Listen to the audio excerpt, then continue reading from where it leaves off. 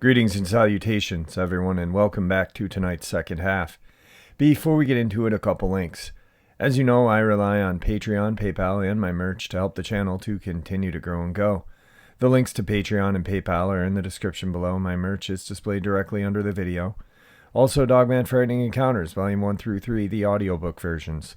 They were written and researched by Tom Lyons, narrated and produced by me, Jeff Nadolny. Those audiobooks are available on Audible, Amazon, and iTunes, the links to which are also in the description as well.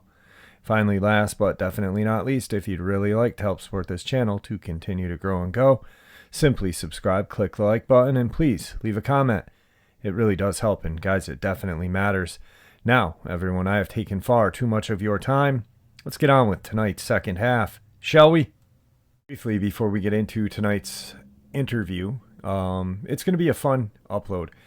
I'm going to share with you guys a subscriber interview who he shares his mother's terrifying experience with the Beast of Bray Road. And before anyone sends me any pictures of the Beast of Bray Road from another channel that was just done recently, check out a video I did 4 days ago where I actually tell you what that picture is from. It's not from a trail cam, and that most certainly is not a Dogman. Anyway, also, I'm going to share with you guys some fun video clips. Not fun, actually, terrifying video clips that I really enjoy, and I seldom watch anything cryptid related because I'm constantly researching cryptid stuff. So if I'm researching or doing anything, I'll watch different stuff. But with these video clips, I watch these because I've been analyzing them for a while now.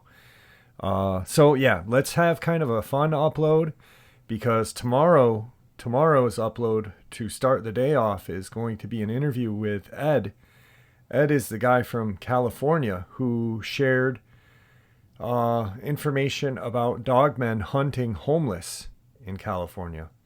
So let's get into it, guys.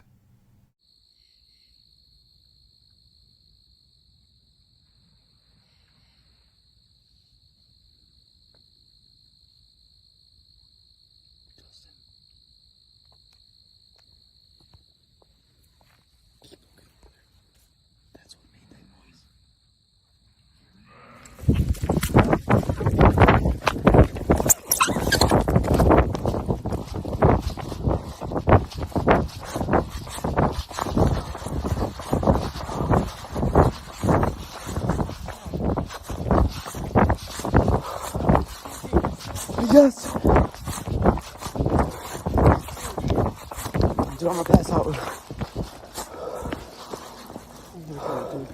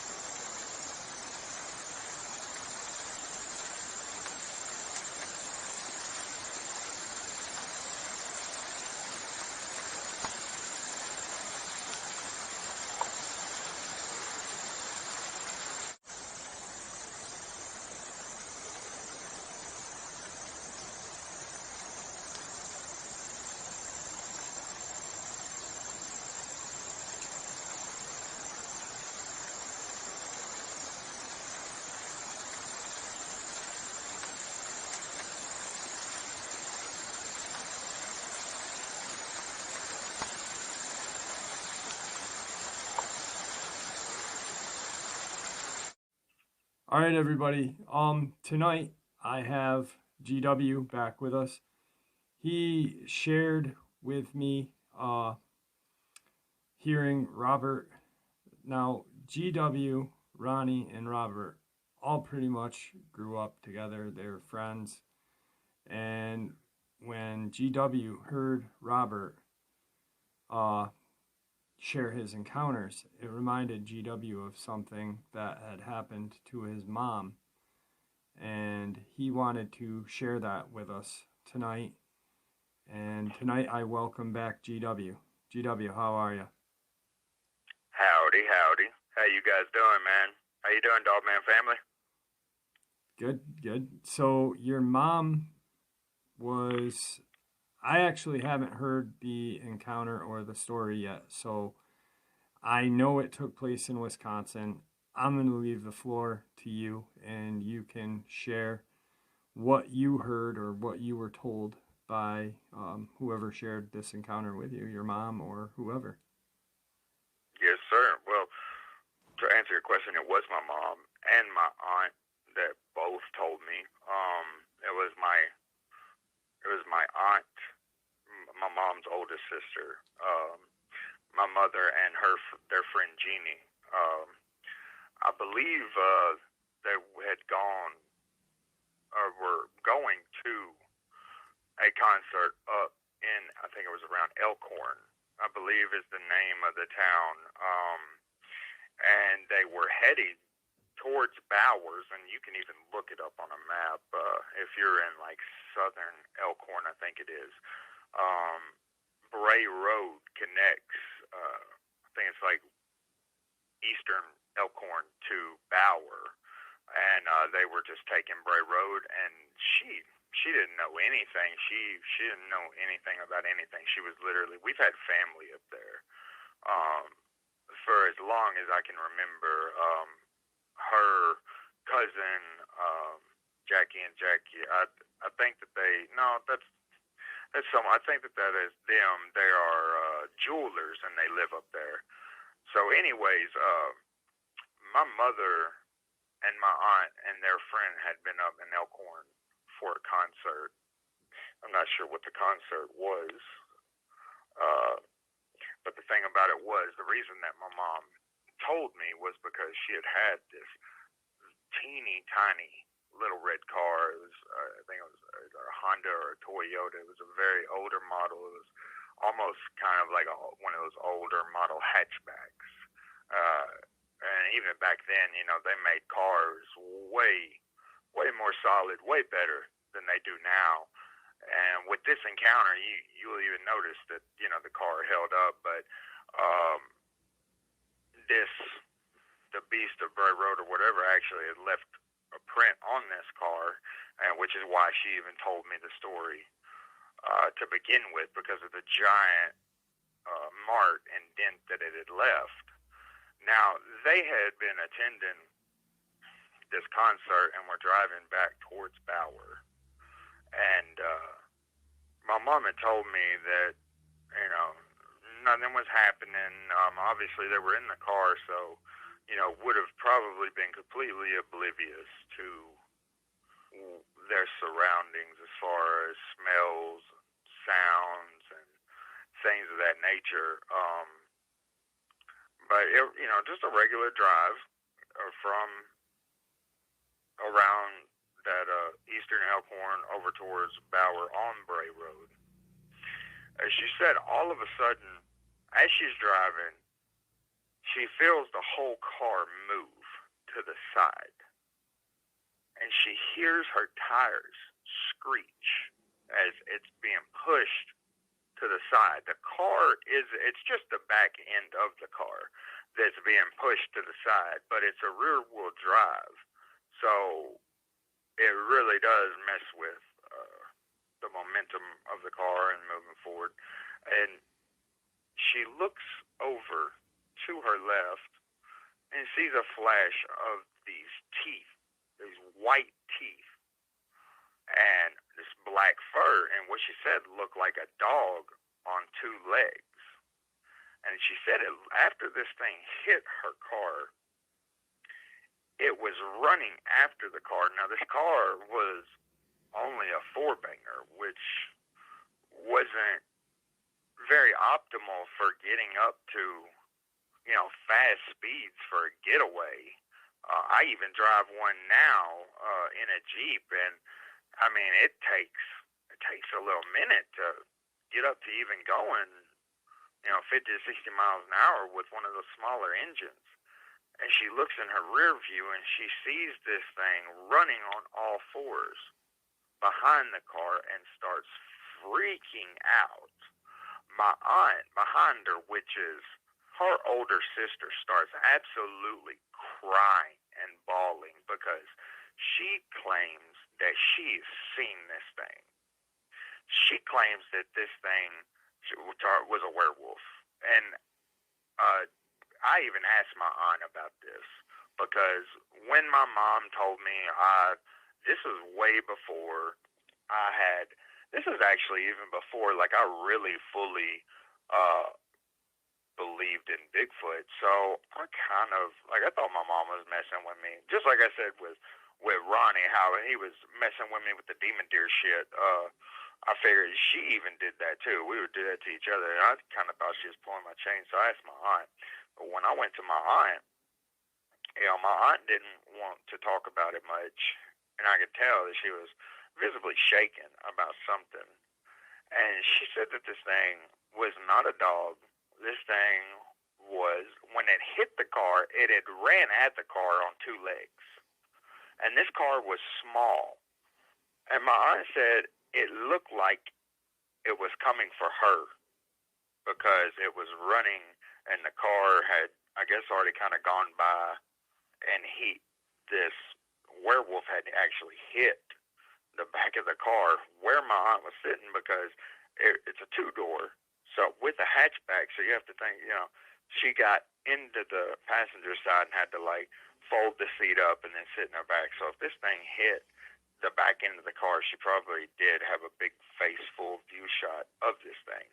And she wouldn't really even tell me the word werewolf because she didn't want to acknowledge or come to terms that could have been it. She has been telling herself for years that it wasn't that it was just something else, that she was seeing things. And so this thing was following the car after it had hit the car and slightly pushed it. My mom is freaking out. My aunt is crying behind her. The friend to the side looks back, and it's not the rear view because, the driver only has the rear view. So turns her head and screams, "Go, Julie, go, Julie, go," that's my mom's name. And she starts revving this thing and trying to get it up to speed. And she finally gets up enough momentum, and this thing is right behind the car. She said, Mom said she could see the glow of the brake lights on the fur. That this thing was so close that every time when it galloped, it would raise its head up, and she would see the flashes of the teeth as it raised its head up and down, chasing them down the road. And then all of a sudden, it banked off at a 45-degree into the woods. And she never knew. She was never one for making anything up. And I literally learned through this experience that she wasn't one for making anything up when I went to speak to my aunt about what it was that she saw and saw how visibly shaken she was. She ended up coming home from the concert, and I think maybe 7 years later she met my dad, and then when they first moved in together,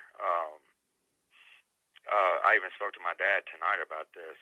They moved in and she had that same car that this Dogman or this werewolf had attacked, which I think it was a Dogman. I had been thinking or theorizing that the Beast of Bray Road could definitely probably just be a Type 1, definitely a Dogman. So I say, my aunt said werewolf because she definitely wouldn't say the term Dogman. She was just trying to come up with a logical term, and that was about the closest that she could, come to.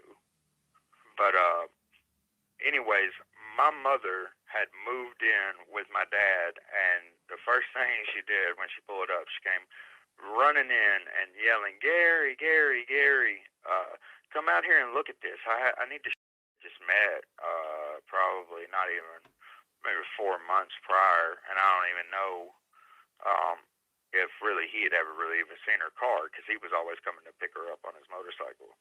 But he said that this thing, he said it looked like a bull had hit the car, it rammed it with its head. They said it had one puncture wound in the middle.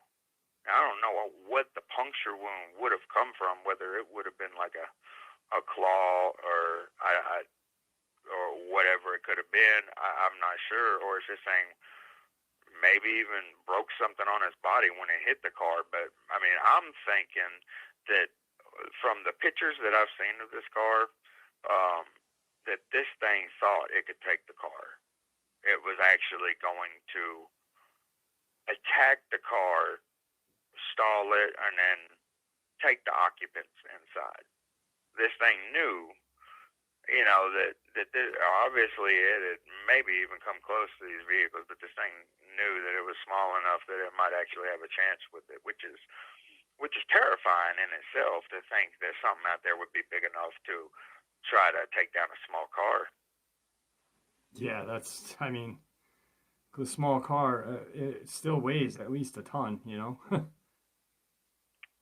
Absolutely. I feel like this thing was probably very surprised at the weight of it. If it came after the car and it shifted the back but didn't really do anything else other than that, and the car stayed on track, probably definitely overestimated the weight of it. But nonetheless, I mean, that thing obviously definitely truly thought it could take it. And that's a scary thought in itself. Yeah, absolutely. I mean, you honestly feel when you're in your vehicle that you're safe, I mean, you feel safe in your home, you feel safe in your vehicle. And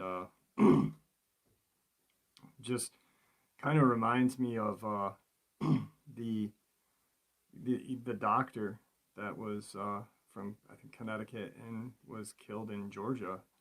Her car was found on one side of the road with the door open, and her body's on the other side of the road in a ditch. It's just, you feel like you're safe in your vehicle, and you're not. I mean, they have tremendous amount of strength. They have an intelligence about almost like setting traps up, like the ambulance driver. With his experience when they were setting the trap for him and his partner. So it's definitely not. It just goes to show that, hey, you're not safe when you think you are safe. And if one of these things wants at you, it's not gonna hesitate to go after you. So. Did you say New York with that attack with the woman? No, she was a doctor in Connecticut. She lived either in New York or Connecticut, and she was down in Georgia, and she was they found her vehicle was found with the door open, and her body was about 20 feet away from her vehicle in a ditch on the opposite side of the road. Okay, that sounds to me like situation where a Dogman, something like that, could have been laying in the road. Yeah, I did a big article on it, on the cover up, a newspaper article cover up thing, and they only had one. They only released X amount of information on it, and it's a strange. It was a strange attack, I'm not gonna say it was or it wasn't, because I wasn't there, but I have a big feeling that it was there. And I mean, it was set up to where this lady obviously felt safe enough to get out of her car or stop her vehicle, and one or two or three opened the door and got her out. You know, you don't, something happened, and I'm not going to speculate exactly what. Right. I just, you know, I covered it, I think, twice or maybe three times, and the news cover up got, you know, news media cover up with government, and it's just one of those. The autopsy was never released and anything, and she was most certainly not a stupid woman at all. You know, she was not a stupid Absolutely person. a woman of intelligence, Yeah, obviously, with and her something, credentials. yeah, something took advantage of her humanity. You know, she saw something either on the side of the road or it was laying in the road and stopped her, but, you know, I don't know. But, That was exactly what my mother also said about her encounter with the Beast of Bray Road when this thing hit the car. Before she saw what this could have been in the rear view as she's driving away, she first thought was, I've hit a dog, I want to stop. She looked in the rear view to try to see the body of whatever it could have been laying in the road, which is where she sees the teeth flashing and this thing moving behind the car, and she, you know, guns it, starts freaking out and guns it. But she had literally thought that she had hit some kind of small animal, and the notion of maybe stopping to check and if, you know, if she saw a body in the road. And I mean, look, you know, Lord knows how that story would have turned out. right, absolutely. Well, And as you go ahead. No, Sorry, you go. my bad. No, you go. I was gonna. Well, all I was gonna say was, you know, just that's an amazing. Oh, dude. Oh man, you're gonna have to stop that. Like, I've lost my train of thought with that. So. All right, man. Well, I really appreciate you. First, I want to thank you for allowing me to share your first encounter, and then, you know, coming on. And it was a crazy thing that happened. You know, I shared your encounter, and then you came on. Then we had Ronnie on, and all three of you guys are subscribers. And then Robert recognizes Ronnie's voice and gun, and then you hear Robert's encounters, and you hear about family in Wisconsin, and then you remember, hey, I completely blocked this out of my memory. It's crazy how everything worked out on this, and you know, I really appreciate you allowing me to share your first encounter with everybody, and the way that this worked out. It was actually really cool. Yeah, it was almost destinal. Definitely seemed like destiny, because just the way that it worked out, and after hearing Rob's story and hearing his voice, it just brought back so many memories for me during that first summer. That, you know, when his parents shipped him down and just tried to straighten him out, like, we had one of the greatest summers of our lives. And even back then, like, I had no idea, you know, that anything like that had happened. And it was just it was an amazing experience for me, you know, to hear, you know, such close friends that I've associated with tell their encounters that we, you know, had never even told one another. You know, we had heard each other's encounter on your show, you know, once we did our interviews, and that just made it so much more special and just so much more wholesome for me. And so, really, honestly, I appreciate you, man. I appreciate you giving us this place to do so. Yeah, and thank you. And you know, it was like you just said, you guys never heard your encounters. Like, you and Ronnie had the experience that you guys shared together. You both kind of knew of your encounters, but Ronnie really never shared his encounter with anybody else, you know. And then, No. and then when he shared his, that's Robert had never even heard of, you know, Ronnie's encounter. And it's crazy how it worked out. And it was really one of those, yeah, things of destiny. You know, it was meant to happen that way.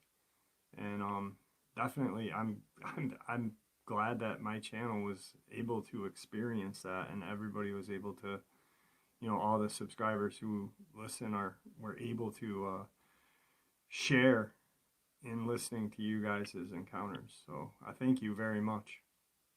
I thank you too, and it's, you know, it jogged my memory when you said subscribers. I want to say to every single one of you, all of Jeff's subscribers that commented with condolences to my mother, with those sweet and beautiful messages of love and caring and just concern for me, you know, after hearing my encounter and me telling you the state of mind that I was in and just being able to relate to me really, really, really touched me, really touched my heart. And I appreciate that on the deepest, deepest level. I consider you guys family. And like I said on that first encounter, I am so, so proud of every single one of you. And I truly hope that you will continue on this love, caring, and compassion that you are, because it really went a very, very long way for me. And I just wanted to tell each and every one of you that sent that out to me in the comments on that first encounter, thank you all so much. I love you all from the very, very depths of my heart. All right, brother. Thank you for coming on. I appreciate it. Absolutely, man. Thank you for having me again, brother. Talk to you soon. Absolutely. And the door's open, and something got a couple of chickens. We do have tracks. Can't tell what they are in this fluffy snow, but we're going to jump on the snowmobiles, follow them. They do go off out into the farm field, so hopefully we can catch whatever this is. Go ahead. Follow you.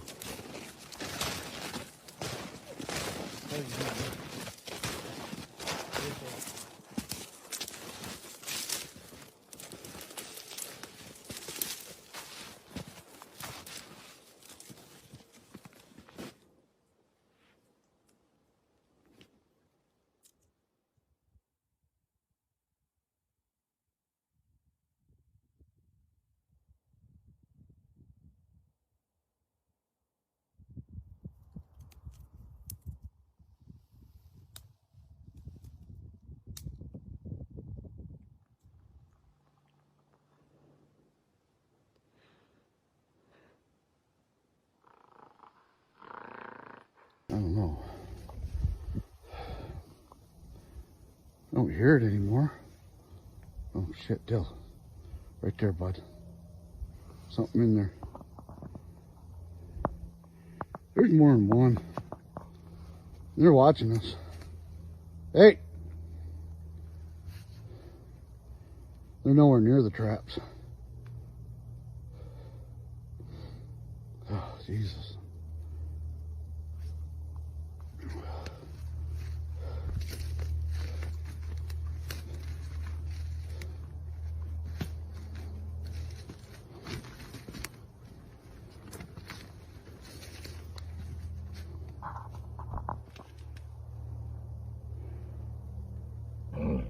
Come on.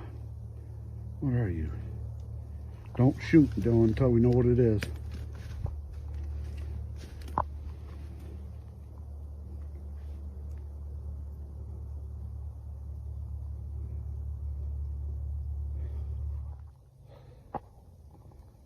Good Lord. Think we can get closer?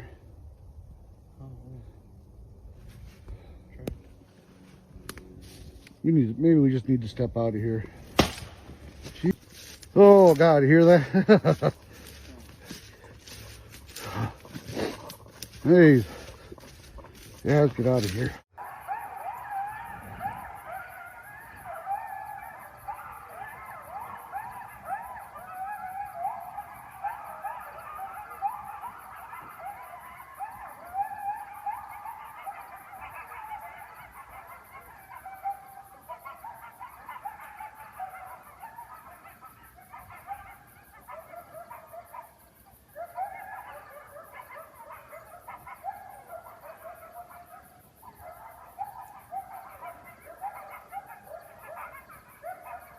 Dill. Right there, bud. Something in there. There's more than one. They're watching us. Hey! They're nowhere near the traps. Oh, Jesus.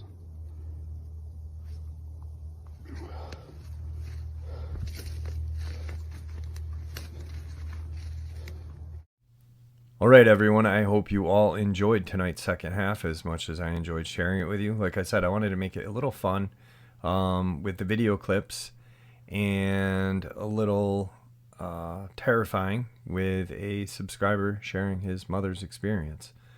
So I want to thank you all for all your support. It truly means the world to me. Please, everyone, stay safe. Question everything that is put in front of you. And with that, may the Great Spirit watch over us all, and may He guide us down that path that we call life.